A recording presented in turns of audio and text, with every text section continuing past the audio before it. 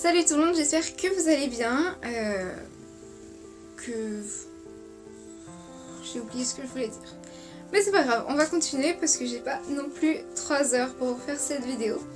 Donc sur la chaîne de Le Souffle des Mots, j'ai vu un challenge qui s'appelle Petit mois, petite lecture pour le mois de février. Et je me suis dit que pourquoi pas essayer d'y participer. Étant donné que j'ai des lectures pour les cours à faire, ça risque d'être un petit peu compliqué de lire tout ce que j'ai prévu de lire. Mais voilà, j'ai décidé d'essayer quand même. J'en ai mis 4 parce qu'il y a 2 autres livres que j'aimerais lire pendant le mois de février. Donc on va voir. Je vais vous présenter tout ça. Donc, le premier, je ne le connaissais pas du tout, je l'ai trouvé dans la bibliothèque de ma soeur. Dans la chambre de ma soeur en fait, sur sa bibliothèque. Et quand j'ai vu le nombre de pages qu'il y avait, je me suis dit très bien, je vais le prendre pour ce challenge. Donc il s'agit de Lettres à une disparue de Véronique Massenot, publié chez Le Livre de Poche Jeunesse. Donc franchement je ne connaissais pas du tout, j'en avais jamais entendu parler avant de le trouver. Et ça a l'air quand même assez intéressant et très court, donc ça devrait aller. Donc je vais vous lire le résumé du livre. Dans un pays soumis à la dictature, Mélina pleure Paloma, sa fille portée disparue, enlevée avec son mari et sa petite fille. Au bout de 4 ans, l'espoir de la revoir vivante disparaît peu à peu et le chagrin devient lourd à supporter. Elle décide alors de lui écrire pour exprimer sa douleur et son amour, pour recréer un lien avec cette fille tant aimée. Puis un jour, de cette longue nuit, la vie ressurgit. Nina, la fille de Paloma, serait vivante. Donc ça a l'air vraiment intéressant et j'ai hâte de découvrir cette histoire. Donc on va tout de suite passer au prochain, qui est Gaïg tome 3. Donc il y a un peu plus de 200 pages, mais c'est juste 30 pages de plus, c'est pas énorme. Donc je me suis dit que pour 30 pages, étant donné que c'est quand même assez facile à lire, c'est pas très grave, c'est quand même assez rapide. Donc voilà, c'est le tome 3, donc je vais pas vous lire le résumé de celui-là, mais pour vous faire un rapide résumé de cette histoire, en fait c'est une fille qui a un jour été abandonnée sur une plage, et il y a une naine qui va la retrouver et qui va la confier à un couple d'humains. Mais un jour, la naine a un problème, et du coup, la fille en question va devoir partir à la recherche d'une aide, et de là va en découler une aventure, et pas une aventure comme les autres pour elle. Elle va découvrir un petit peu plus ses origines, et j'avais adoré le tome 1 et le tome 2, et j'ai très hâte de découvrir ce tome 3. Donc voilà, ça a été écrit par Dina Psyché et publié chez Michel Quentin, donc les éditions Michel Quentin. Donc voilà, on va tout de suite passer à la 3e lecture, qui est Roméo et Juliette de Shakespeare. Ça, je pense que tout le monde connaît. Donc il y a exactement 200 pages, ce qui est très bien, puisque c'était pour le challenge, il faut lire des pages de 200 pages et moins.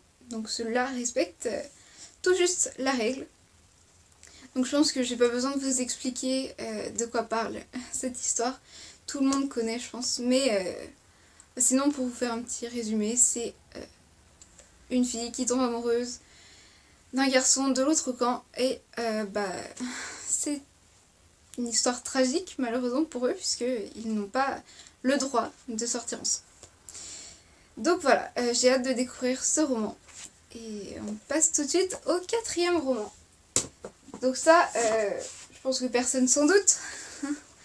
J'aime tellement cette autrice que ça aurait été surprenant que je ne prenne pas un de ses livres pour ce défi. Il s'agit de Premier sang d'Amélie Nothomb, publié chez Albin Michel, parce que c'est mon autrice préférée, et je ne pouvais pas ne pas prendre un de ses livres, surtout que ses romans sont assez courts en général. Celui-là fait 170 pages, donc c'est parfait pour le challenge. Donc j'ai très hâte de découvrir son roman, qui est sorti dernièrement il me semble. Donc voilà. Et je vais maintenant vous présenter les 2 livres que je compte lire aussi pendant ce mois, qui sont des lectures un petit peu plus longues, mais j'avais envie de découvrir, surtout que ce sont des romances, donc ça va très bien avec la période.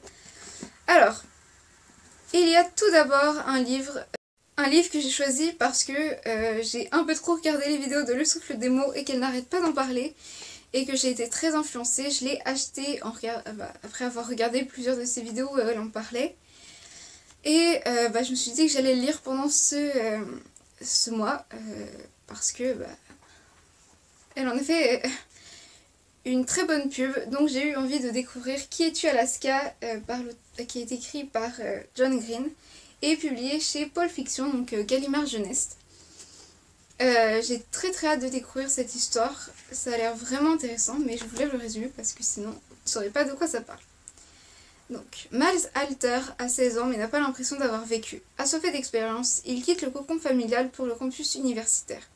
Ce sera le lieu de tous les possibles, de toutes les premières fois, et de sa rencontre avec Alaska, la troublante, l'insaisissable Alaska Young, insoumise et fascinante.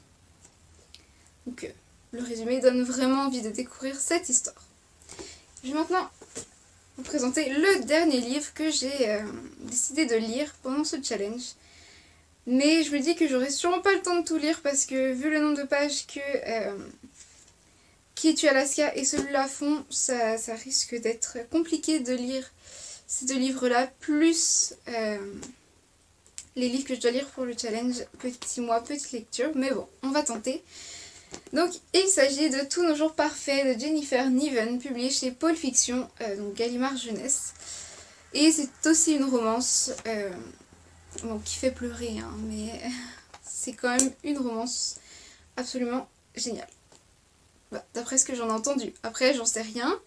J'ai hâte de découvrir ça et de pouvoir me faire mon propre avis. Mais d'après ce que j'ai entendu, c'est vraiment un livre vraiment super bien. Donc je voulais le résumer avant de faire plus de répétitions que ça. Un matin, sur le toit du lycée, Finch sauve Violette. À moins que ce soit Violette qui sauve Finch. Instable et excentrique, fasciné par la mort, il s'est toujours senti différent des autres. Violette, de son côté, avait tout pour elle. Mais un drame lui a fait perdre pied et elle s'est isolée, submergée par la culpabilité. Retrouvons-ils ensemble le goût de vivre? Donc ça a l'air intéressant mais vraiment un peu triste et voilà. Donc j'ai hâte de découvrir cette histoire ainsi que toutes les autres que je vous ai présentées avant. Et n'hésitez pas à me dire si vous participez à ce challenge et quelles sont vos lectures pour ce challenge si vous y participez. Ou sinon, quelle est votre lecture en cours ou n'importe quoi. Vous pouvez dire tout ce que vous voulez dans les commentaires. J'y répondrai et donc voilà. Je vous souhaite de très bonnes lectures et une très bonne journée. Et on se retrouve pour une prochaine vidéo où je vous ferai sûrement mon bilan du mois de janvier de lecture. Donc voilà. Je vous souhaite une très bonne journée et à bientôt. Bye.